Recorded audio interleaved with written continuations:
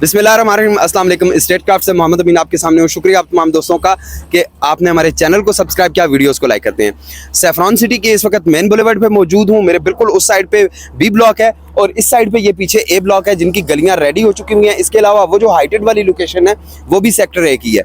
जुनैद साहब हमारे साथ मौजूद हैं। जैसे कि आपको पता है काम शम चल रहा है, लेक हम बना रहे हैं, तो पानी वगैरह खड़ा था ना, तो अभी है कि हमने इस पे ना बोल्डर वगैरह डाल के लेक की ना तरतीब देनी है, शक्ल वगैरह बिल्कुल बेहतरीन शक्ल निकालनी है इसकी ना।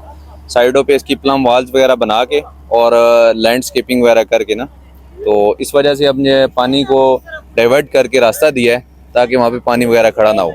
इसी तरह ये आगे चलते जाएंगे तो ये लेक आगे जो है ना मज़ीद आगे तक हमारी रिंग रोड तक जाती है।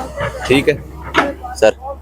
अच्छा, मुझे ये बताएं कि ये जो पानी के जो नेचुरल स्ट्रीम है, ये जो नदी है, इसका जो आप मुख्तलिफ जगहों पे लेक बनाएंगे, मुख्तलिफ जगहों पे आप इसमें थीम पार्क और बाकी चीज़ें बनाएंगे, तो उससे अंडरग्राउंड वाटर टेबल क्या इंक्रीज होगा? क्या अगले 25 साल तक इस सोसाइटी के रेजिडेंट्स को पानी की रिक्वायरमेंट पूरी हो सकेगी या नहीं होगी? सर, ये भी आपने बहुत अच्छा क्वेश्चन किया है। अभी इस तरह है कि ये तो कुदरती एक पानी चल रहा है। वैसे भी यहाँ पे जो बोरिंग कर लें या कोई भी ट्यूबवेल हम बना लेना तो 45 फीट पे ना करके ना तो पानी वगैरह आ जाता है। वैसे भी ये पानी हम यूटिलाइज करेंगे अगर यूटिलाइज इरिगेशन सिस्टम के लिए ना, पौधों वगैरह के लिए, लैंडस्केपिंग के लिए ना, और बाकी ये अब स्टोरेज इसीलिए बना रहे हैं ताकि ना पानी वगैरह जो है हमारी ना इन सोसाइटी में जितने भी रहने वाले रिहायशी होंगे उनके लिए प्रॉब्लम ना बने। ठीक है व्यूअर्स, ये जो प्लानिंग है ये आज से पहले बहुत सारी हाउसिंग सोसाइटीज जो रावलपिंडी इस्लामाबाद के करीब आबाद हुई, उनमें अगर की जाती तो उससे एक फ़ायदा होता कि वहाँ के जो रेजिडेंट्स हैं वो आज पानी के टैंकर्स के लिए लोगों के पीछे ना भाग रहे होते, वाटर टैंकर माफिया के हत्थे ना चढ़े हुए होते।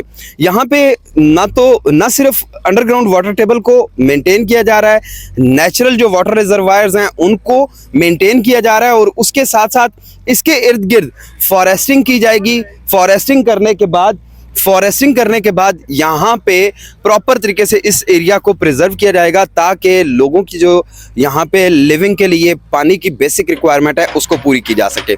खित्ता पठवार में वैसे तो अल्हम्दुलिल्लाह हमारे इस वाले बेल्ट में पानी की कोई प्रॉब्लम नहीं है, लेकिन फिर भी इन सारे के सारी एक्टिविटीज़ से सैफरॉन सिटी में जो अंडरग्राउंड वाटर टेबल है वो भी मेंटेन होगा। आने वाले 25 साल तक लोगों को अच्छा पीने के लिए पानी भी मिलेगा। इसके अलावा जो सोसाइटी की प्लानिंग है उसके में यहाँ पे आरओ प्लांट्स भी लगाए जाने हैं। आरओ प्लांट्स का आपको ऑटोमेटिकली पता है, बहुत सारे लोग जानते हैं कि पीने के लिए मीठा पानी जो आप नॉर्मल पानी का जो है उसकी कन्वर्जन करके आपको पीने के लिए मीठा पानी की सप्लाई का अरेंजमेंट करना है।